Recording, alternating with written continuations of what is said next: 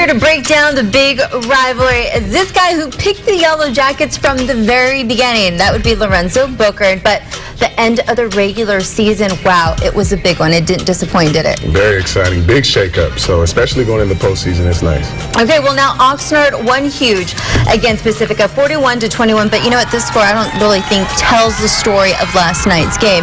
Now, Pacifica actually brought their game. It was tied up at the first half. Go ahead and break it down. Well, it wasn't that surprising in terms of the first half. It's a rivalry game, so you almost have to throw statistics and all that stuff out of the window. Oxnard scored the way we thought they would. They just pounded it down Pacifica's throat. But Pacifica, minus DeAndre Vines, their star receiver, they did it on the ground, ran the ball. It was great to see them show versatility on offense, which is great for them going into the postseason because it makes whoever they end up pulling in the first round have to defend for more than just a pass. Okay, I think it's pretty safe to say that we all know what Oxnard's going to do, and that's run the ball. Even when you think they're going to pass, they're going to run some more. So why is it so complicated to stop their offense? You know, football and any sport really, there's physical, but the most important element to sports is mental, and that starts from the top down. You have to give props to Mark Beckham in the way that his team came prepared to play. Whenever you run the ball like that, you've seen any kind of front anyone can throw at you, including the cover zero defense that Pacifica threw at them last night, which is virtually putting every guy you have on defense within 8 to 10 yards of the line of scrimmage.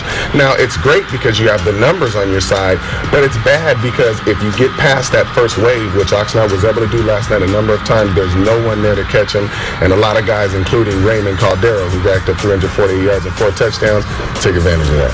Exactly. Now, Pacifica lost a lot last night. Not only do they lose bragging rights on Gonzales Road, and everybody doesn't know, these two schools are about 4 miles apart, so they lost bragging rights. They lost the league title, and they also lost their undefeated record. But they might be down. They're not out. They're still in the playoffs along with Oxnard High School. How do you think Pacifica will now match up in the postseason? Well, you're right. They did lose the trifecta. I mean, and so that's more than just a loss, especially when you lose the bragging rights to your rival and all those things. But, you know, Pacifica, they gave up 500-plus yards of rushing on the ground, and that is hard to overcome. That's not just a small hole to patch. So it can be done. It can be done. But what they have to find a way to do is to get pressure with their front seven. That's with their D linemen and their linebackers. They cannot afford to get their corners and their safeties involved to stop the run like that, because against a team unlike Oxnard who can throw the ball, i.e. Ventura, and other teams that are in their division, they're going to really be in a world of hurt, because now you're putting all that pressure on your corners to make one play,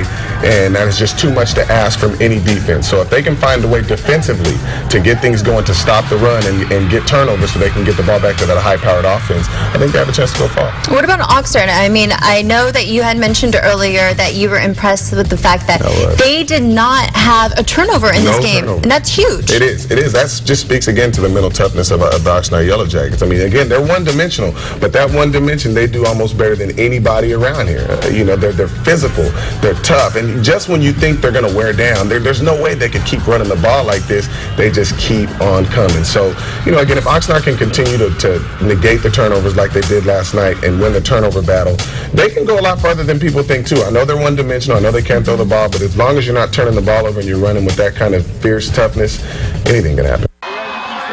All right, now to the CIF playoff brackets that were released this afternoon. Check it out. Starting in the Northern Division, Lompoc will host Camarillo. Now, Cam High got the at-large bid. Arroyo Grande also got that same at-large bid. They will take on Nordhoff on the road.